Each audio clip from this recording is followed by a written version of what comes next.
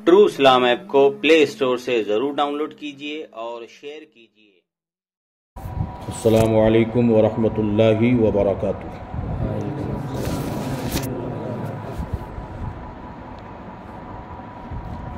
اللہ تعالیٰ قرآن کریم میں ارشاد فرماتا ہے، من یطیع الرسول فقد اطاع اللہ۔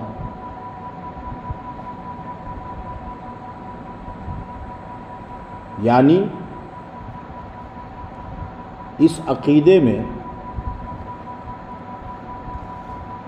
اگر ہم بات کریں اطاعت رسول پر، تو رسول کریم صلی اللہ تعالی علیہ وسلم کی اطاعت عین طاعت الہی ہے۔ یعنی اللہ نے فرمایا نا کہ جس نے رسول کی اطاعت کی، جس نے رسول کی فرما برداری کی، اس نے اللہ کی فرما برداری کی، اس نے اللہ کی اطاعت کی۔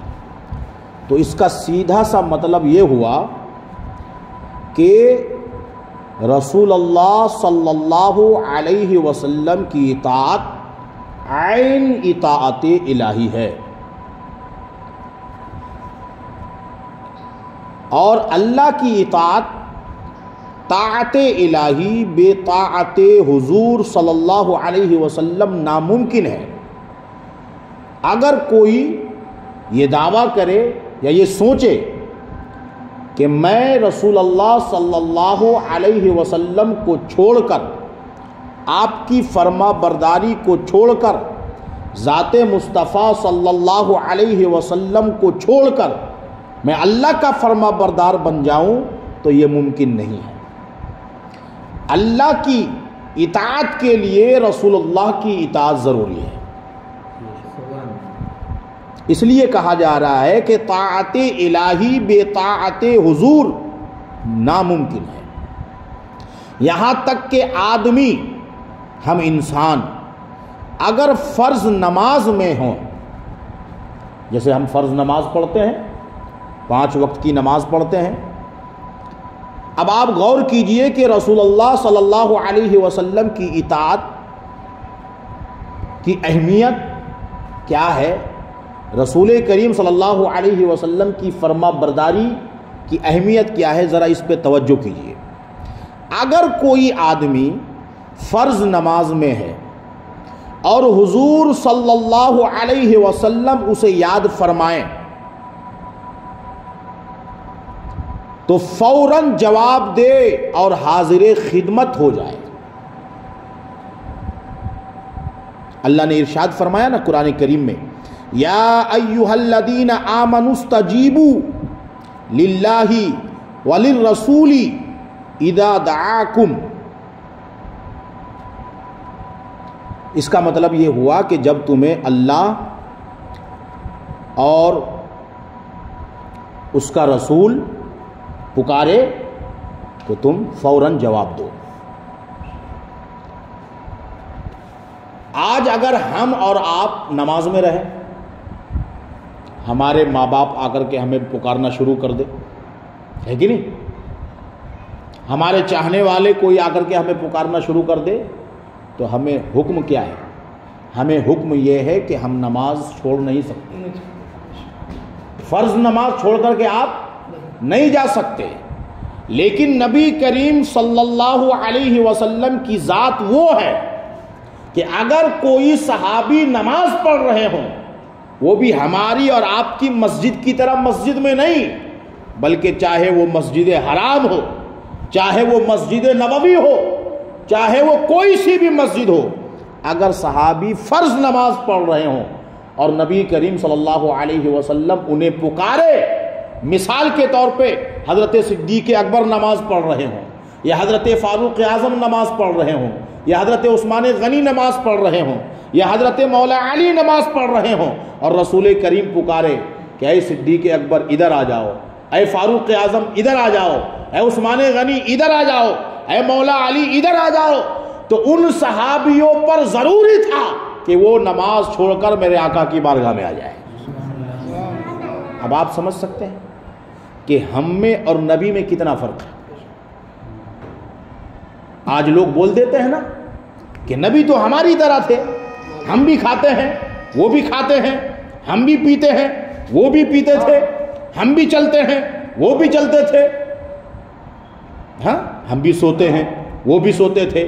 میں نے کہا پیارے یہ تو امت کی تربیت کے لیے تھا کہ اللہ تعالیٰ نے لباس بشری میں میرے آقا کو اس دنیا میں بھیجا تاکہ امت آپ کے زندگی سے، آپ کی زندگی سے کیا کر سکے، سبق حاصل کرے، تربیت حاصل کرے۔ مگر نبی کریم صلی اللہ علیہ وسلم کا مقام یہ ہے کہ تم اگر اپنے بیٹے کو نماز کی عالم میں بلاؤ، تمہارا بیٹا اگر فرض نماز پڑھ رہا ہو، تم اپنی بیوی کو نماز کے عالم میں بلاؤ، اگر وہ فرض نماز پڑھ رہی ہو تو ان کو اجازت نہیں ہے کہ وہ فرض نماز کو چھوڑ کر تمہارے پاس آ جائے۔ مگر نبی کا مرتبہ یہ ہے کہ صدیق اکبر بھی نماز پڑھ رہے ہوں اور نبی انہیں بلائے تو ان کے اوپر بھی ضروری ہے کہ وہ نماز کو چھوڑ کر نبی کی بارگاہ میں پہنچ جائے۔ یہ مرتبہ ہے، یہ مقام ہے نبی کا۔ اب آپ دیکھیں، اور یہ شخص کتنی ہی دیر تک، مثال کے طور پہ کسی صحابی کو نبی نے بلایا، نماز کی عالم میں تھے، وہ نماز پڑھ رہے تھے، اب وہ نبی کی بارگاہ میں آ گئے۔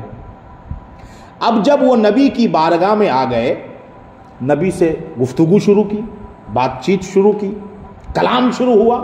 نبی نے کیوں بلایا، کس کام کے لیے بلایا، نبی نے گفتگو شروع کی، صحابی نے گفتگو سنی، بات کی۔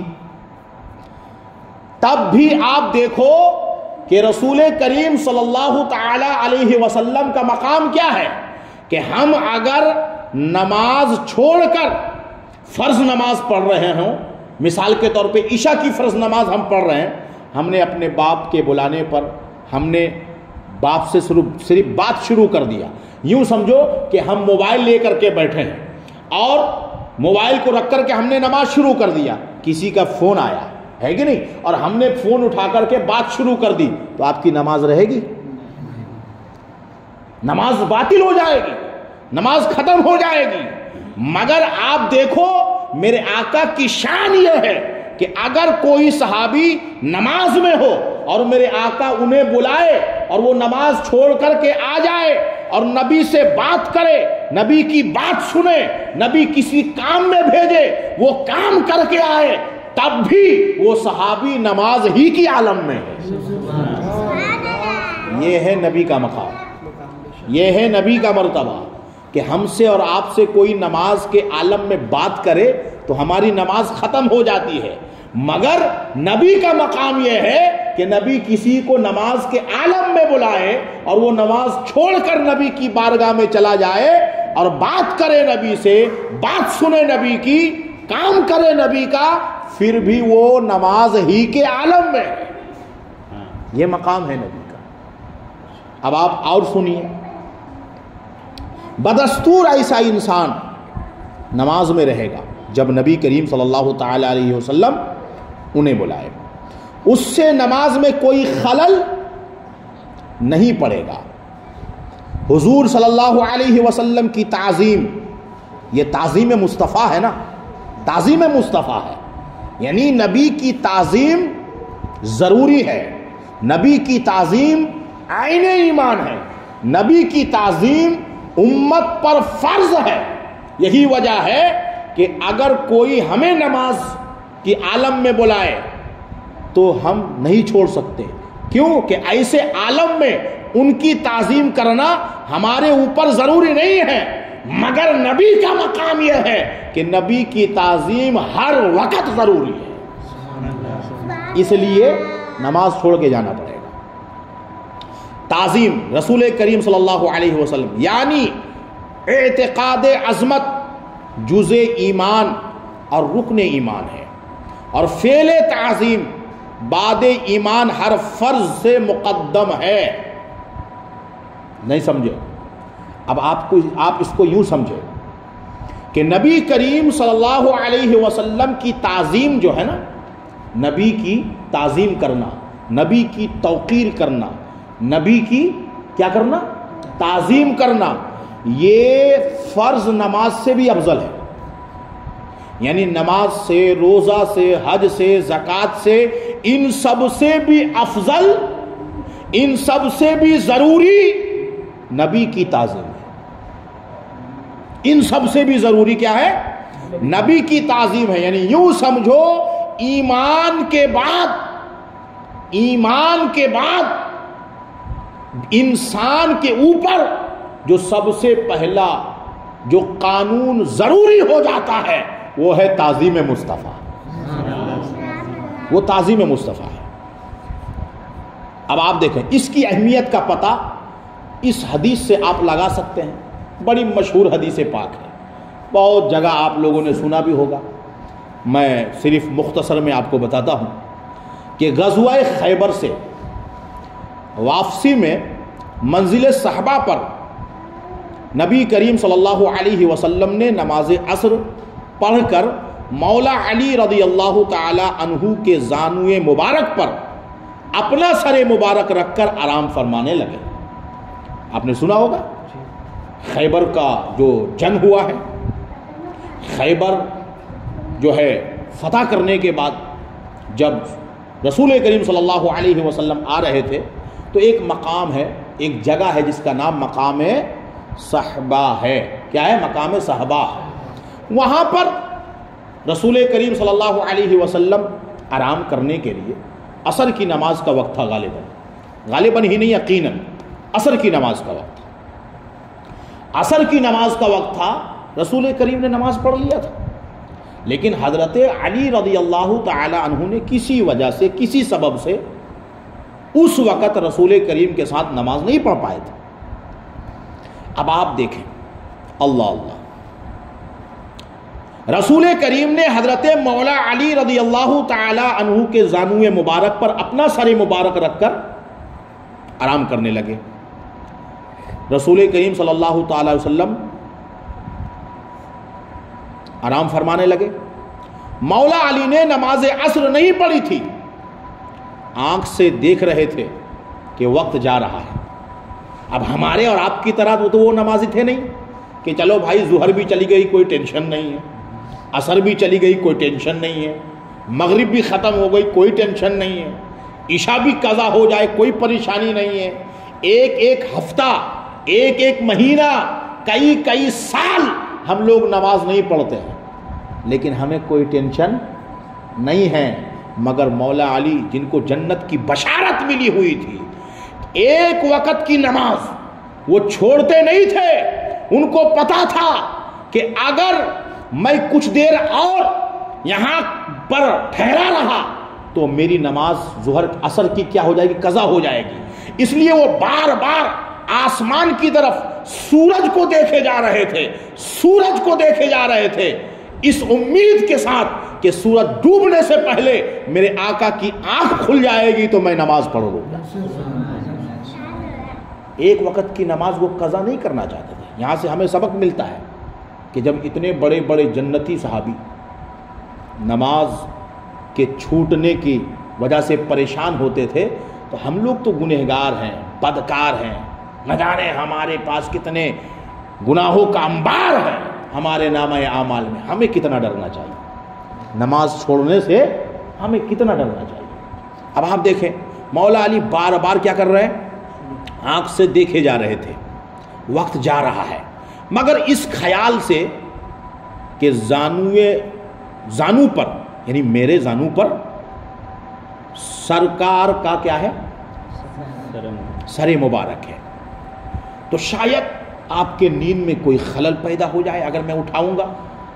بالکل سائلنٹ موڈ پر ہے، اور یہ تعظیم نبی کی بنا پر ہے.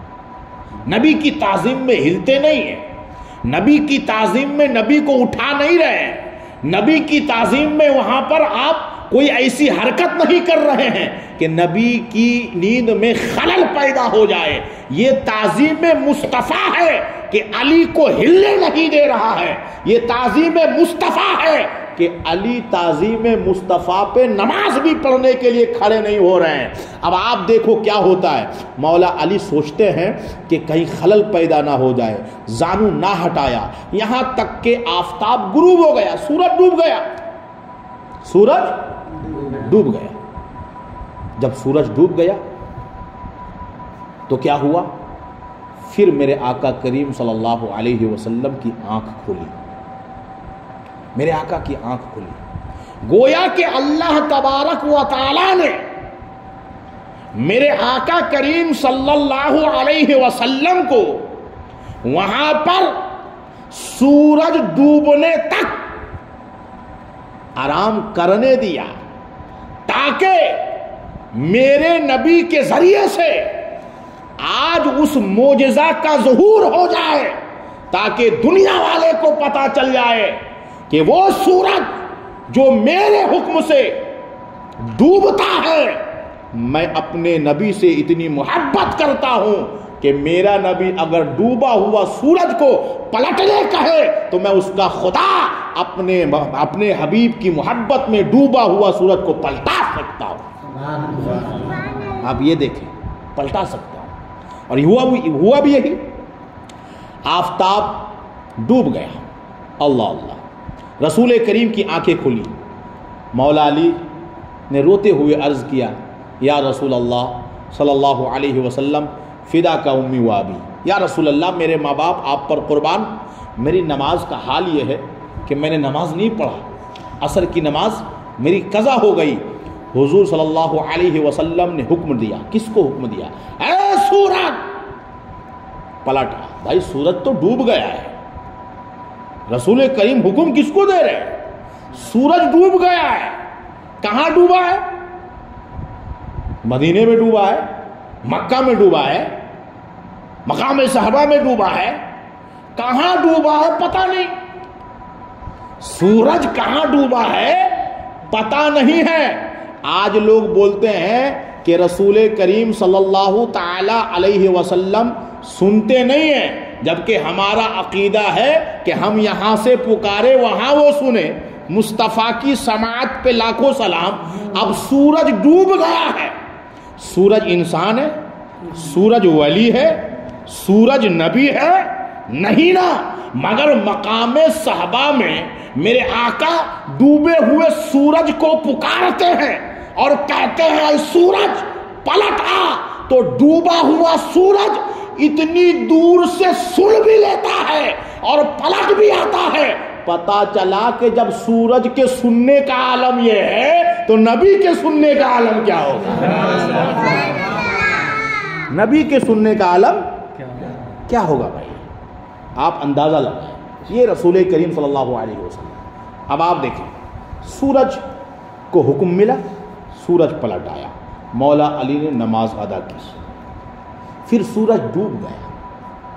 سورج ڈوب گیا. یہاں سے پتا چلا میرے آقا کی حکومت صرف انسانوں پر نہیں ہے. میرے آقا کی حکومت صرف جنوں پر نہیں ہے, بلکہ میرے آقا کریم صلی اللہ علیہ وسلم کی حکومت اللہ کی عطا سے, اللہ کے کرم سے میرے آقا کی حکومت آسمان پہ چمکنے والے چاند و سورج پر بھی ہے. وہ مالک کونین ہیں, پاس کچھ رکھتے نہیں. دو جہاں کی کنجیاں ہیں ان کے خالی ہاتھ. رسول کریم صلی اللہ تعالی علیہ وسلم نے سورج کو پلٹایا, سورج پلٹ آیا. مولا علی نے نماز پڑھی, پھر سورج ڈوب گیا. ثابت کیا ہوا؟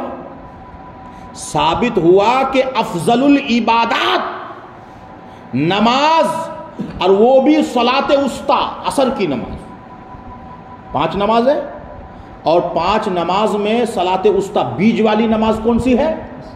عصر کی نماز. اس لیے عصر کے بارے میں زیادہ تاکید آئی ہے کہ عصر کی نماز کی حفاظت کرو.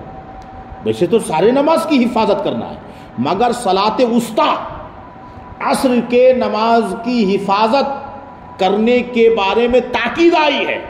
صلاۃ وسطیٰ نماز عصر مولا علی نے حضور کی نیند پر قربان کر دی.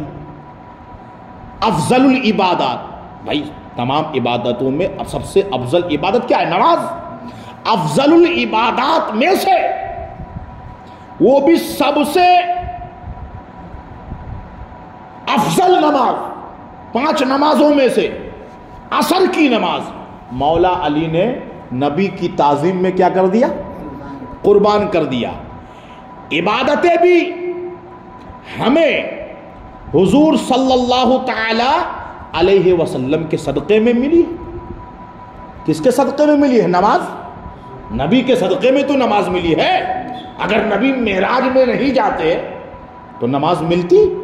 پتہ چلا کہ نماز جو ہے، جو افضل العبادات ہے، جو اہم العبادت ہے، جو افضل العبادات، سب سے افضل عبادت ہے، مولا علی نے اس کو بھی نبی کی محبت میں قربان کر کے دنیا والے کو بتایا کہ نماز سے بھی افضل نبی کی تعظیم ہے.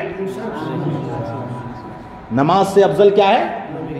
نبی کی تعظیم. اب اگر میں بات کروں نا بڑی لمبی ہو جائے گی. اگر اس محبت کی میں صرف بات کرنے لگوں گا تو بات بہت لمبی ہو جائے گی. اس لیے کہتے ہیں ثابت ہوا کہ جملہ فرائض فروع ہے. ثابت ہوا کہ جملہ فرائض فروع ہے. اصل الاصول بندگی استاجور کی ہے.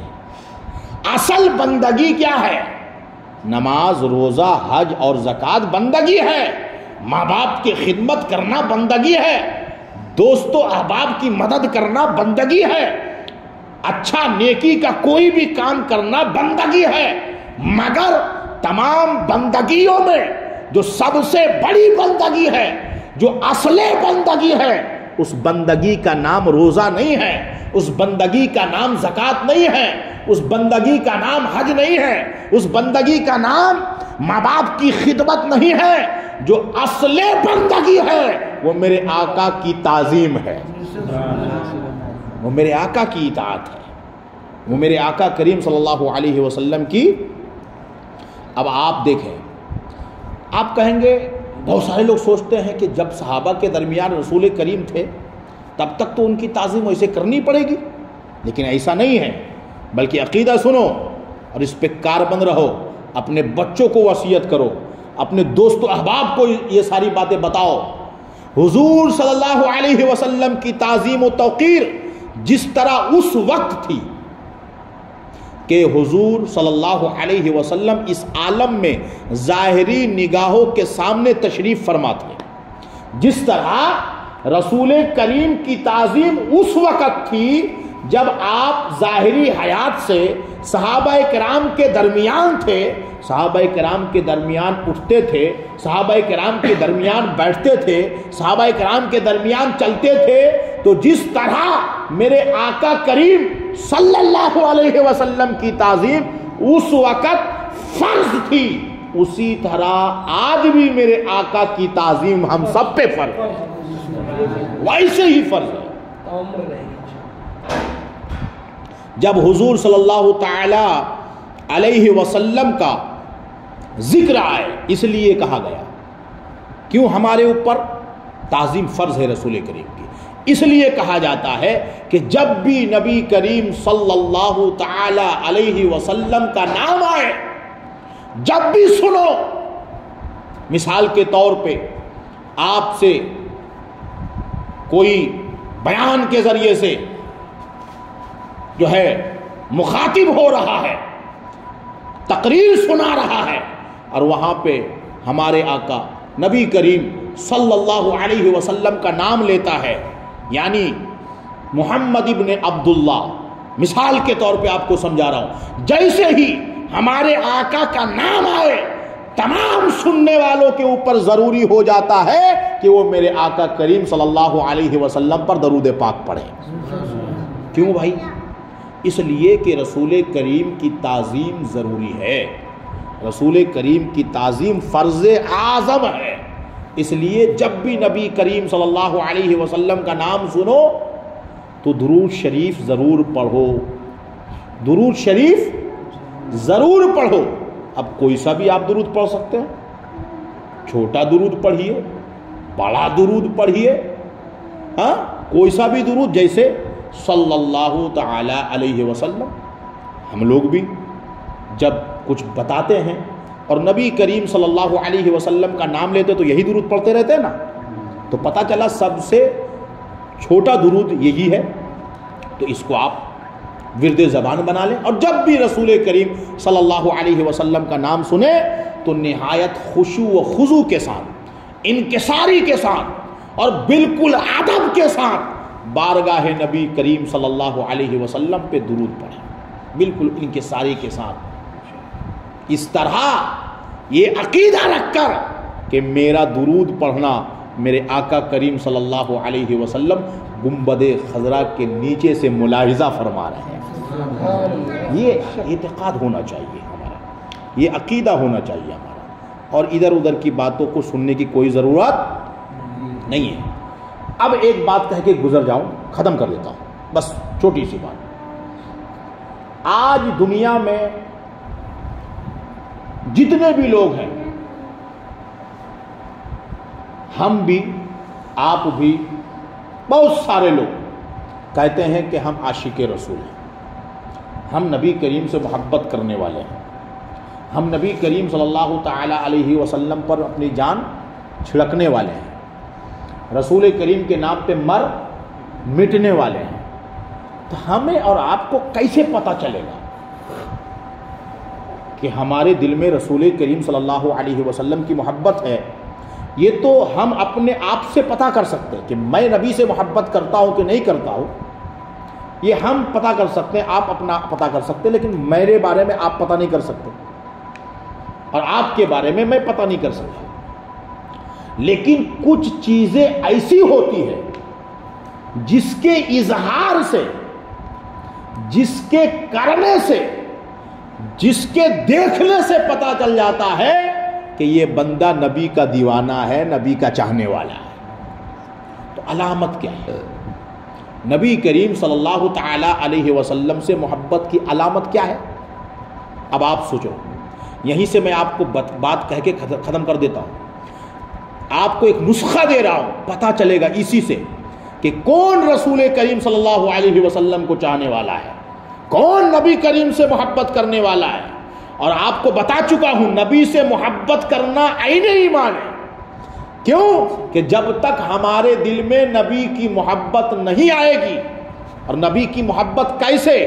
باپ سے زیادہ، ماں سے زیادہ، بیوی سے زیادہ، اولاد سے زیادہ، اپنے دوست و احباب سے زیادہ، یہاں تک کہ دنیا کی تمام مال و دولت سے زیادہ. یہ سب تو چھوڑیے پیارے، اپنی جان سے زیادہ، اپنے نفس سے زیادہ، اپنے آپ سے زیادہ، جب تک ہمارے دل میں نبی کی محبت نہیں ہوگی تب تک ہم مسلمان ہی نہیں ہو سکتے.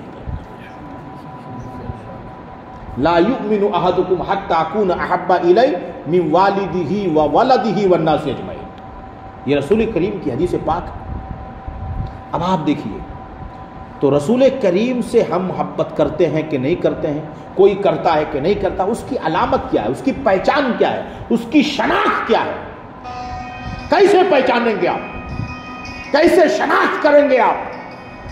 کیسے پتہ کریں گے؟ تو آپ سنیے، رسول کریم صلی اللہ علیہ وسلم سے محبت کی علامت یہ ہے کہ بکثرت ذکر کرے. کس کا؟ رسول کریم کا. رسول کریم صلی اللہ علیہ وسلم کا جو کثرت سے ذکر کرے، رسول کریم کا نام جو کثرت سے لے، اٹھتے بیٹھتے نبی کا نام لے، سوتے جاگتے نبی کا نام لے، مسجد میں ہو تو نبی کا نام لے، گھر میں ہو تو نبی کا نام لے، دکان میں ہو تو نبی کا نام لے، مکان میں ہو تو نبی کا نام لے، کھیت و کھلیان میں ہو تو نبی کا نام لے، مجلس میں ہو تو نبی کا نام لے، جہاں ہو سب سے زیادہ اگر وہ نبی کا نام لیتا ہے تو سمجھ جاؤ یہ بندہ کہیں اور کا نہیں ہے، یہ رسول کریم کا دیوانہ ہے. دشمن احمد پہ شدت کیجئے، ملحدوں کی کیا مروت کیجئے، گیز میں جل جائے بے دینوں کے دل، یا رسول اللہ کی کثرت کیجئے، ہے نا؟ تو اعلیٰ حضرت نے اسی کی ترجمانی کی ہے کہ جو کثرت سے نبی کا نام لے سمجھ جاؤ وہ نبی کا دیوانہ ہے۔ اب آپ سنیوں کو دیکھو، فجر میں صلاۃ و سلام کے ذریعے سے نبی کا نام لے رہا ہے، جمعہ میں صلاۃ و سلام کے ذریعے سے نبی کا نام لے رہا ہے، گھر میں کبھی چھوٹی سی محفل ہوتی ہے وہاں بھی نبی پہ درود پڑھ رہا ہے، اگر اپنے گاؤں محلے میں کوئی محفل ہوتی ہے وہاں بھی نبی کا درود پڑھ رہا ہے۔ ارے سنیوں کے خطیب کی تقریر اس وقت تک مکمل نہیں ہو سکتی ہے جب تک کہ نبی کا ذکر نہ کرے، اور اگر کسی کی تقریر میں، کسی کی تحریر میں نبی کا ذکر نہ آئے تم آپ سمجھ جاؤ یہ نبی سے محبت کرنے والا نہیں ہے۔ آپ دیکھو جو بندہ سب سے زیادہ نبی نبی کرتا ہے، سب سے زیادہ نبی نبی کرتا ہے، نبی کا نام لیتا ہے، رسول کریم صلی اللہ علیہ وسلم کے ذکر میں اپنے آپ کو وہ اپنے آپ کو کھو چکا ہے، نبی کا دیوانہ بن گیا ہے۔ نبی اٹھنا، نبی بیٹھنا، نبی سونا، نبی جاگنا، نبی میں سو جاؤں یا مصطفیٰ کہتے کہتے اور کھلے آنکھ سلے اعلیٰ کہتے کہتے جب بندہ ایسا ہو جائے کوئی کچھ بھی کہے آپ سمجھ جاؤ یہ نبی کا پکا دیوانہ ہے، یہ نبی کا پکا دیوانہ ہے۔ تو پہلا کیا ہے علامت؟ سب سے زیادہ کیا کرے؟ نبی کا ذکر کرے، سمجھ رہے؟ نبی کا ذکر کثرت سے کرے اور درود شریف کی کثرت کرے۔ درود شریف کی، آج کل بہت سارے لوگ ہیں بولتے ہیں یہاں میں درود کیوں پڑھتے ہو، وہاں میں درود کیوں پڑھتے ہو، وہاں میں کوئی درود پڑھتے ہو، وہاں میں کوئی درود پڑھتے ہو، تو پتہ چلا یہ نبی کا دیوانہ نہیں ہے۔ ایسے لوگوں سے بچ کے رہو۔ آپ یہی دیکھو کہ سب سے زیادہ درود کون سی جماعت پڑھ رہی ہے، تو بلا شک و شبہ اہل سنت و جماعت سب سے زیادہ نبی پہ درود پڑھتی ہے، اور مجبوراً نہیں مسروراً پڑھتی ہے، تو ہم بلا شک کہہ سکتے ہیں کہ اہل سنت و جماعت ہی حق والی جماعت ہے۔ اسی جماعت کے ساتھ آپ کو ہم کو رہنا ہے، اپنی اولادوں کو اسی جماعت کے ساتھ چلتے رہنے کی تلقین و وصیت کرنی ہے، چاہے دنیا کچھ بھی کہے، ہمیں اسی جماعت پہ رہنا ہے اور ہمیں اسی جماعت پہ مرنے کی دعا کرنی ہے۔ جب تک حیات ہے تو اللہ سے دعا کرتے مولا ہمیں اسی اہل سنت و جماعت میں رہنے کی توفیق عطا فرما، اور جب بھی موت عطا فرما تو اسی اہل سنت و جماعت میں رہتے ہوئے موت نصیب فرما۔ سب کہہ دیجئے آمین۔ اور نام پاک لکھے رسول کریم صلی اللہ علیہ وسلم کا، تو نام پاک صلی اللہ علیہ وسلم میرے آقا کریم صلی اللہ علیہ وسلم کا جب نام لکھے تو اس کے بعد پورا صلی اللہ علیہ وسلم لکھے۔ کچھ لوگ اپنی کتابوں میں صلعن لکھ دیتا ہے، بہت لوگ جو ہے صرف سواد لکھتا ہے، شارٹ کٹ والا مسئلہ چل رہا ہے۔